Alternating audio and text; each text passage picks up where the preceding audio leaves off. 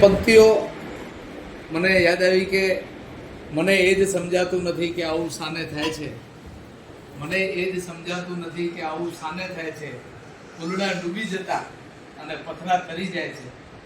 નથી ગરીબોના ઘરમાં તેલ ટીપવું તો હેલું અને અમીરોની કબર ઉપર ઘીના દીવા થાય છે. વાત વ્યવસ્થાની છે. એક ગામડામાંથી 35 થી 75 કિલોમીટર સફર કરીને બેન બસ સ્ટેન્ડ ઉપર ઉતરે અને બસ સ્ટેન્ડની બહાર નીકળે ને એના માટે શૌચાલયની વાત ક્યાંય ન હોય અને એ બેન કે એ ભાઈ પછી કોઈ વાહનની પાછળ જઈને ઊભું રહે અને પછી જો આપણે એને જવાબદારી શીખવતા હોઈએ તો એ જવાબદારી કઈ રીતે શીખવશે? સીધી અને સરળ વાત એ છે કે આ તમામ બાબતો માટે પ્રશાસને સૌથી પહેલા પોતાની જે વ્યવસ્થાઓ કરવાની છે એ વ્યવસ્થાઓ કરવા માટે પ્રશાસનનું ધ્યાન દોરવું પડશે. તમે અહીંયા કચરો ના ફેંકો તો કચરો ક્યાં ફેંકીએ? દરેક વ્યક્તિ તો ખિસ્સામાં નાખી જવાનું નથી. એટલે જે જગ્યાએ ડસ્ટબિનની જરૂર છે એ જગ્યાએ ડસ્ટબિન પ્રશાસને મૂકવું પડશે. કરોડો રૂપિયા સ્વચ્છ ભારત મિશનની અંદર આ નગરપાલિકાની અંદર આવી રહ્યા છે અને કરોડો રૂપિયાના ખોટા બિલ બની રહ્યા છે. કરોડો રૂપિયાના આથી અગાઉ નગરપાલિકામાં અંદાજિત 275 જેટલા કર્મચારીઓ સફાઈ માટે હતા અને દરેક વોર્ડની અંદર એક વોર્ડર, એક વોર્ડ ઇન્સ્પેક્ટર, એક મુકાદમ અને 40 થી 50 સફાઈ કામદારોમાં કામ થતું હતું. એ જ નગરપાલિકા આપણે માનીએ છીએ કે વિસ્તાર વધ્યો છે, પણ વિસ્તાર વધવાની સાથે જે સુવિધાઓ આજે 3-3, 4-4 ઓથોરિટી ભુજની અંદર કામ કરી રહી હોય અને એના માટેની વ્યવસ્થા કરવામાં ક્યાંક ને ક્યાંક પાછળ પડી રહ્યા હોય તો જવાબદાર નાગરિકોએ અને સંઘર્ષ સમિતિના પ્રતિનિધિઓ તરીકે પહેલા તો એમનું કાન એ રીતે પકડવાની જરૂર છે કે તમે વ્યવસ્થા કરતા ડસ્ટબિન કઈ જગ્યાએ મૂક્યા છે, કેટલા મૂક્યા છે, કોના કહેવાથી ક્યાં મૂકાણા છે, રોડ ઉપર જમ્પ કોના કહેવાથી બન્યો છે અને જ્યાં દરરોજ અકસ્માત થાય છે ત્યાં જમ્પ શા માટે નથી બન્યો? આ બધી જે ખામીઓ છે એ ખામીઓ પ્રત્યે ધ્યાન દોરવું પડશે. કયા ખાડામાં કેટલી વખત રિપેરિંગ થયું? આજે ઇન્દ્રાબાઈ વાળા રોડ ઉપર તમે જુઓ કે ગટરની લાઈન રાતે ખોદાય અને સવારના એ લાઈન પૂરાય તો ત્યાં કને પેવર બ્લોક લાગી જાય અને સરપટ ટાંકા પાસે એ લાઈન ખોદાણી હોય અને એના ખાડા આજે 6 મહિનાથી એમને એમ પડ્યા હોય. એટલે આ પ્રકારનો ભેદભાવ લોકોનો નથી પણ પ્રશાસનનો છે અને એના માટે જે જવાબદાર પ્રશાસન છે એને કાન આંબળવા પડશે. આપણે જઈને કહેવું પડશે કે સાહેબ આ શા માટે? આ પ્રકારની વ્યવસ્થા જો નગરપાલિકા પ્રશાસન કે ભાડા કે જે પણ ભુજ 2001ના ભૂકંપ પછી આપણને રોડ રસ્તાઓ મળ્યા, રિંગ રોડ મળ્યા. એના પછી આજે ભુજની અંદર 25 વર્ષમાં એક પણ નવો રોડ નથી બન્યો અને આ 20 વર્ષમાં વાહનોની સંખ્યા કેટલી વધી?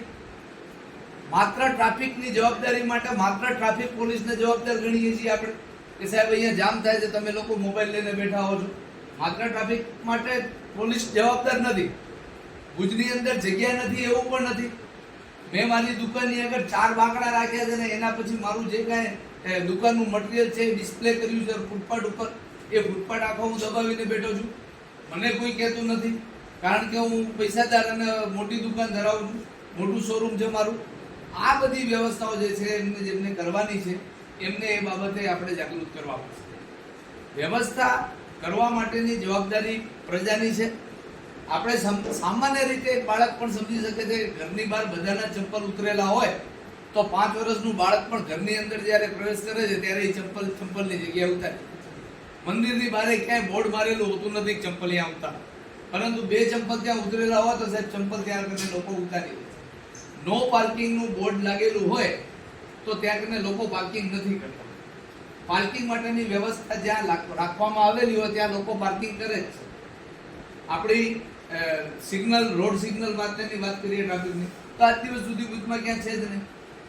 કેટલી વખત ખર્ચા થયા એના, કેટલી વખત બંધ થઈ ગયા, કેટલી વખત રિપેરિંગ થયું અને ટ્રાફિકના એ 12 કલાક આજે નોકરી કરવાવાળો પોલીસ કર્મચારી તડકાની અંદર કઈ રીતે નોકરી કરે છે એને પણ સમજવું પડશે આપણે.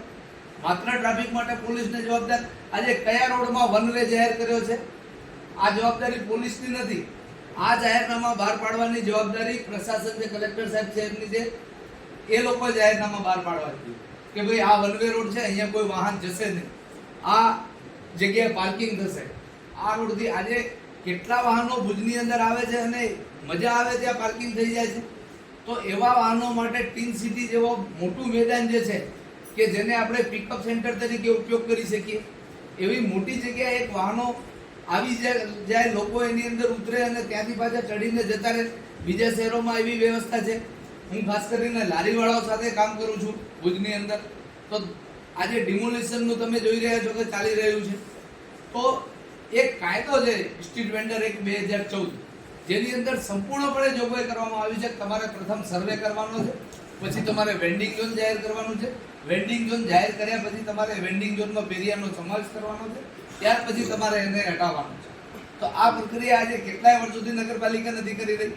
74 એમેન્ડમેન્ટ જે 74માં બંધારણીય સુધારો છે, 74માં બંધારણીય સુધારામાં 18 કામો નગરપાલિકાને ગણીને આપેલા છે. એ 18 કામોમાંથી કયા બગીચાનો ડેવલપમેન્ટ છેલ્લા વર્ષોમાં 20 વર્ષમાં થયું છે? ભૂકંપ આવ્યો અને ભૂકંપ આવ્યા પછી ઓથોરિટી આપણને સમૃદ્ધિ વન આપ્યું અને હિલ ગાર્ડન આપ્યું. આજે એની સાચવવાની જવાબદારી પણ સ્થાનિક પ્રશાસન લેવા માટે તૈયાર નથી કે આ અમે સાચવી લેશું સારી રીતે, અને એમને અપાય પણ નહીં. આ પરિસ્થિતિ છે. તો આ બધા માટે સંઘર્ષ સમિતિ તરીકે જો આપણું નામ હોય તો આપણે સંઘર્ષ કરવા માટે સદાય તૈયાર રહેવું પડશે અને એમના કાન આમળવા પડશે. આપણે બધી રીતે તૈયાર રહેવું પડશે. આટલો ખર્ચ તમે આ ભુજ શહેરના નાગરિકો પાસેથી જે રૂપિયા વસૂલ કર્યા છે એમાંથી આટલો ખર્ચ જો તમે આમાં કર્યો છે તો પછી આ બરાબર કેમ નથી? આજે લોકો વાતો કરે છે કે ભાઈ લેક્યુ પાસેનો આખો ફૂટપાથ નવો બનાવ્યો લોકો માટે અને તમે લારીઓ વાળાને આપી દીધો, પણ ત્યાં લારી સૌપ્રથમ રાખી કોણે?